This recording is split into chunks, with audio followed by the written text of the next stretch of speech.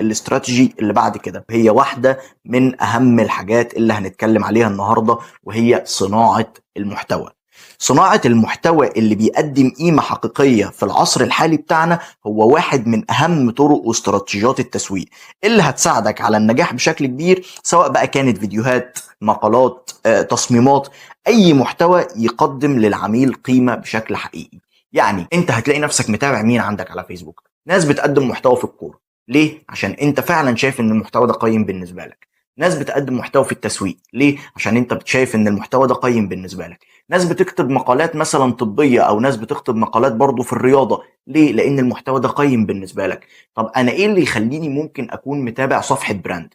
خليني مثلا افترض ان البراند ده بيعرفني الخامات اللي مصنوع منها الجاكيت، والخامات دي اختيرت ليه، او ليه تم اختيار الخامات دي بالذات لصنع الجاكيت ده؟ عشان هي مثلا مناسبه للجلد، عشان هي مناسبه للناس اللي عندهم حساسيه، علشان هي لطيفه مثلا بالنسبه للاطفال، ايا يكن.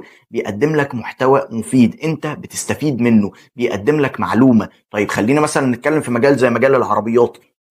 لو بيج عربيات مثلا او معرض سيارات، صاحب المعرض بيطلع يعمل لي فيديوهات بيكلمني عن العربيه الفلانيه والمواصفات بتاعتها، مناسبه لمين ومش مناسبه لمين. طب هي مناسبه اكتر للشباب ولا مناسبه اكتر للناس الكلاسي او الناس الاكبر شويه؟ طب هل هي عربيه سبور ولا العربيه مش عارف ايه؟ طب الموتور بتاعها ماله؟ طب الجسم الخارجي بتاع العربيه ماله؟ بيقدم لي محتوى قيم، فده هيخليني ان انا ابتدي ان انا اتابعه.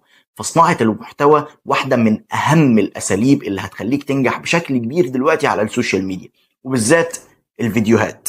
استخدام الفيديوهات بشكل أكبر وأوسع ده واحدة من الحاجات المهمة واللي انت ما تقدرش تستغنى عنها في الوقت الحالي. ليه؟ لأن المنافسة دلوقتي بين البلاتفورمز بقت كبيرة. في منافسة ما بين فيسبوك ويوتيوب وتيك توك على الريلز والفيديوهات القصيرة، وبيشوفوا مين الناس هتعمل عليه محتوى أكتر ومين هيبقى الناس موجودة عليه أكتر. ليه؟ لأن آخر كل سنة بيتعمل حاجة اسمها يعني انسايتس كده لفيسبوك، كان عليه ناس قد إيه طول السنة دي، في تفاعل قد إيه تم عليه طول السنة دي.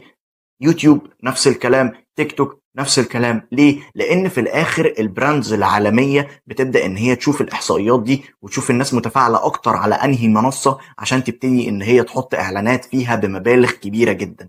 فبالتالي من مصلحه فيسبوك دلوقتي ان هو يخلي الفيديو بتاعك يظهر للناس اكتر، يخلي المحتوى بتاعك يظهر للناس اكتر، بالذات الفيديوز، بالذات الفيديوز القصيره، الريلز. احنا زي ما شفنا الريلز اول ما بدات كانت فين؟ كانت على تيك توك، بعد كده بدات تروح للانستجرام، بعد كده فيسبوك بدا يعمل ريلز، وفي الاخر يوتيوب اضطر ان هو يعمل يوتيوب شورتس. ليه؟ لان الموضوع دلوقتي مهم بشكل كبير قوي، فانت لازم